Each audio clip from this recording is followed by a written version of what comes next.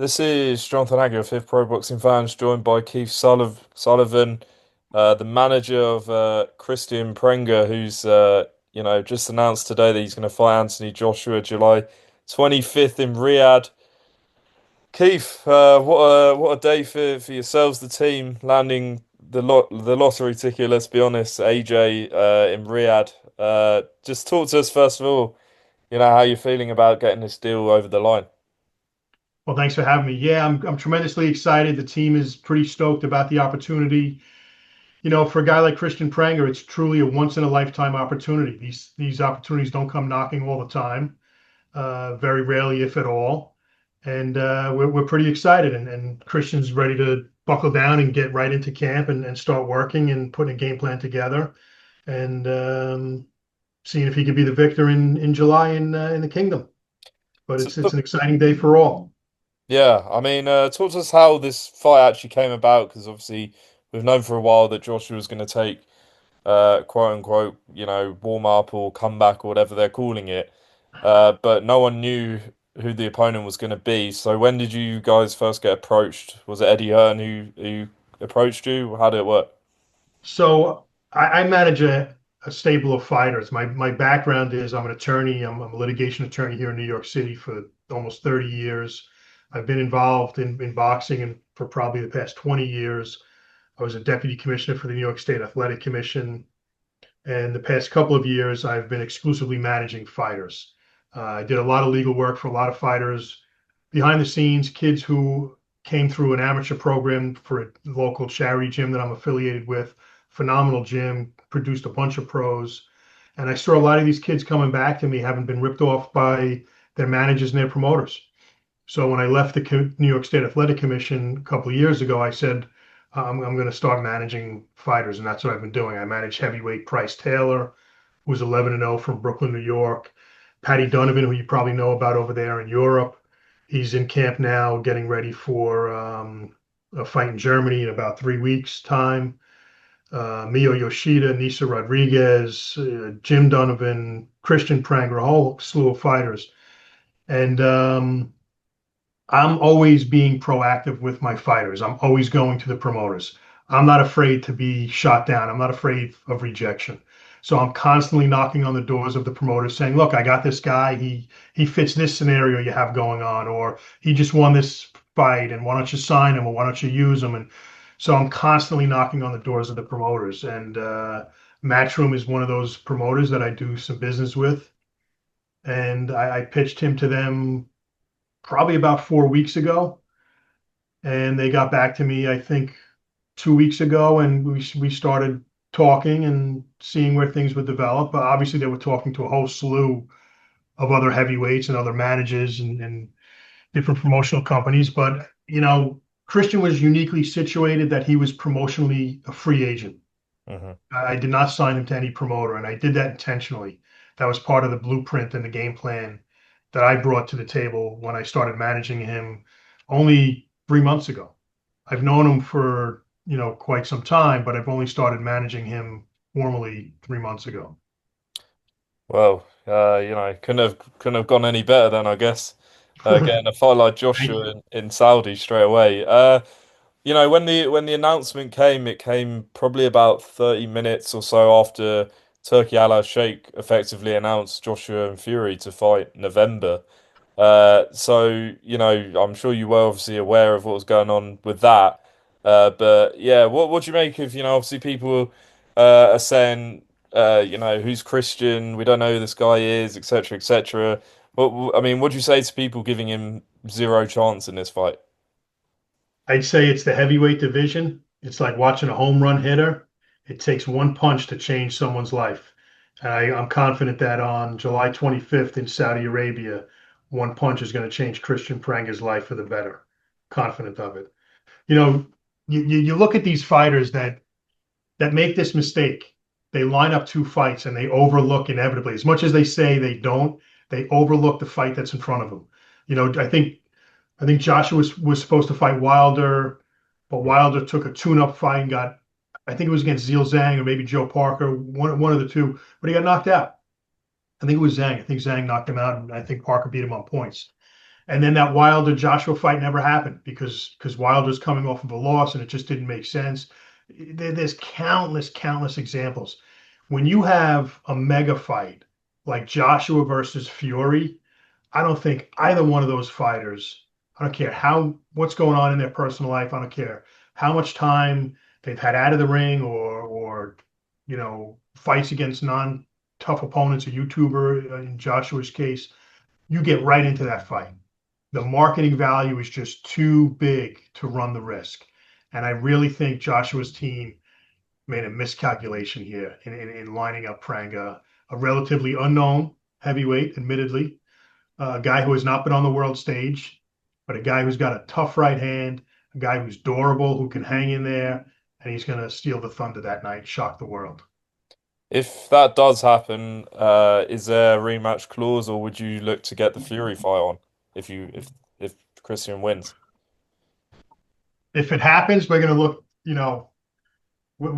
can see the giddiness coming across my face. We would look to fight Fury. There is a rematch clause, but I just think if Joshua doesn't win this fight, he's finished.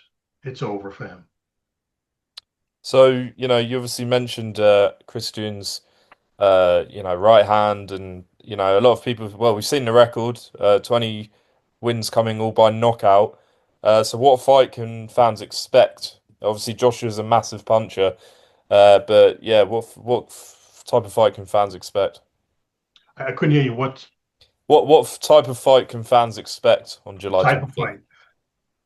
fight? Prang is a tough guy, and I have to sit down with the coach, and we've kind of gone over a couple of different scenarios. Does he feel AJ out for 2 rounds and see what AJ's bringing to the table? Does he test AJ in the body, of an area where he's been considered to be vulnerable in the past? Does he try to go straight for the chin and establish it that he has a glass jaw? We're going to see, but we're going to come down with a game plan, an A plan, a B plan, a C plan, and a D plan. We're going to be ready on fight night. In your opinion, where do you think Joshua is in his career? He's in a very vulnerable place. I really think so. And you can attribute that to a lot of different factors. This recent tragedy he suffered, which is horrific, losing his 2 friends in a car accident, awful. Having fought a YouTuber, he's just in a vulnerable place. And I think we've seen that over the past few years. When I forget what fight it was he lost. Blanking. He came left. He left the arena. He came back. He took the microphone. He get Oh, Usyk, yeah.